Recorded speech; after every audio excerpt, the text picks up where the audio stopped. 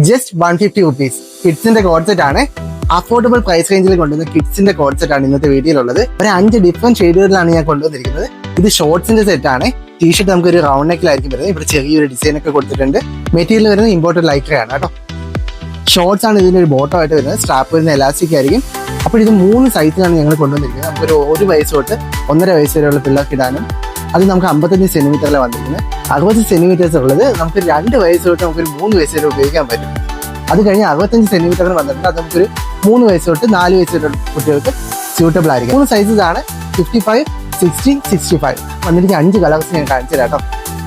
First colour ഇതാണ്.